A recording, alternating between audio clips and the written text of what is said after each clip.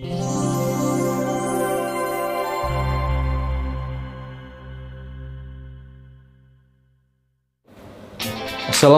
warahmatullahi wabarakatuh. Selamat datang di channel saya, channel Versi Vlog. Bersama saya Ferry. Terima kasih untuk rekan-rekan yang sudah mengklik video saya. Terima kasih juga untuk rekan-rekan yang sudah mensubscribe video saya.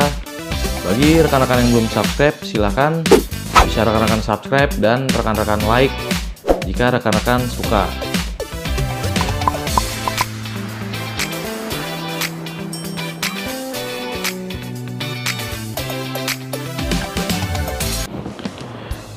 Baik rekan-rekan, untuk video kali ini saya akan membahas tentang mungkinkah satpam mendapatkan remunerasi. Baik, di video kali ini saya ingin membahas tentang Abu Jappi dan APSI yang sedang berjuang untuk adanya struktur upah skala satpam.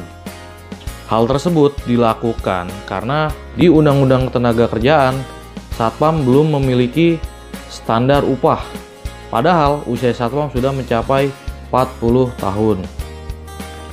Abu Jappi dan APSI akan membuat pokja dan menghitung dari mulai kepangkatan, pengalaman kerja. Untuk tingkat pelaksana saja, satpam memiliki UMP yang bisa meningkat 30-40%. Lalu bisa dibilang mulia kalau ada kompetensi dan remunerasi. Satpam sudah punya kompetensi nih, tetapi belum mempunyai remunerasi. Di video kali ini, saya tidak ingin membahas kenaikan upah satpam, dikarenakan kenaikan upah satpam sudah ditentukan melalui Peraturan Daerah tentang Upah Minimum Provinsi atau UMP. Dan kenaikan upah satpam ini sudah biasa, karena tiap tahun upah memang naik dan jumlahnya bisa mencapai 30-40%. Meskipun untuk tahun ini mungkin kenaikan upah sulit untuk mencapai 30-40% dikarenakan adanya wabah Covid. Contohnya adalah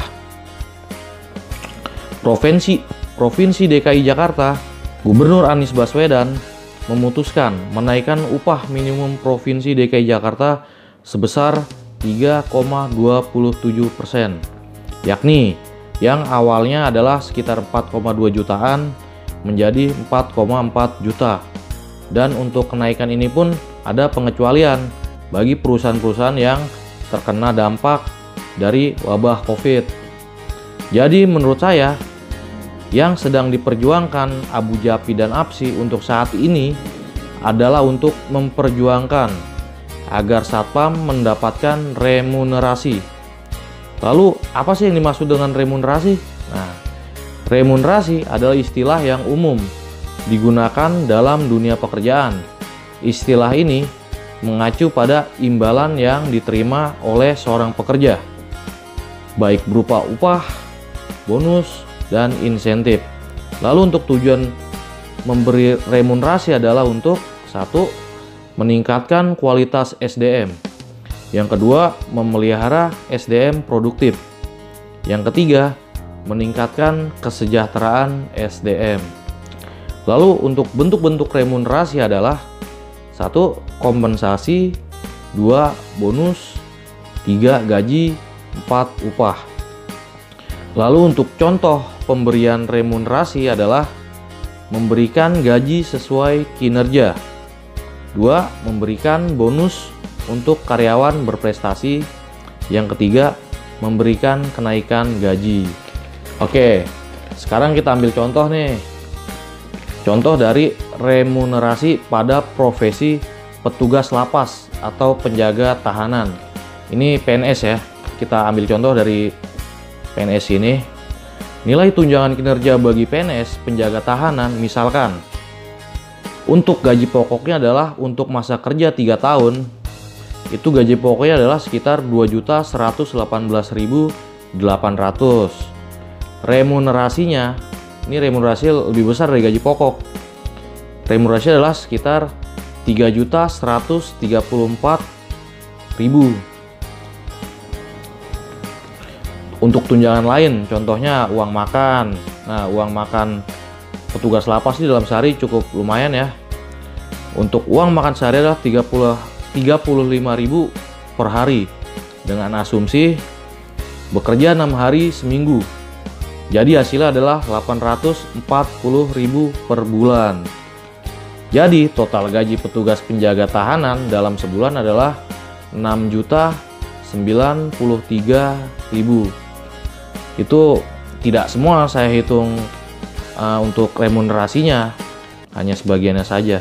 Cuman totalnya untuk gaji petugas penjaga tahanan dalam sebulan adalah 6.093.000 sekian.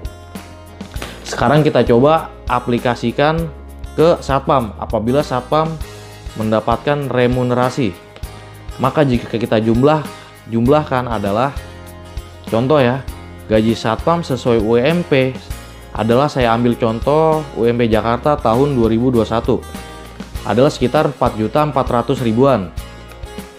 Lalu bila mendapatkan remunerasi, kita ambil contoh saja ya, ini untuk tingkat pelaksana.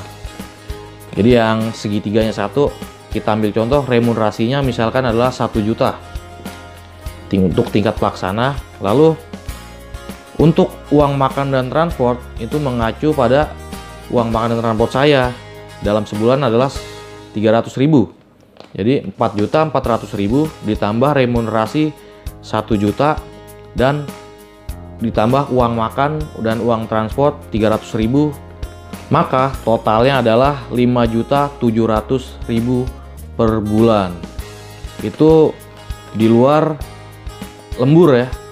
Itu saya ambil contoh dari gaji pokok, remunerasi, andaikan ada remunerasi Satpam, lalu untuk uang makan dan transport 300.000 dalam sebulan.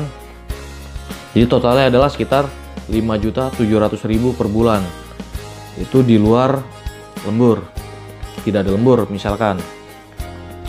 Nah, hasil perhitungan untuk Satpam tadi adalah contoh saja, bukan hasil yang sebenarnya, dikarenakan remunerasi untuk Satpam sedang diperjuangkan.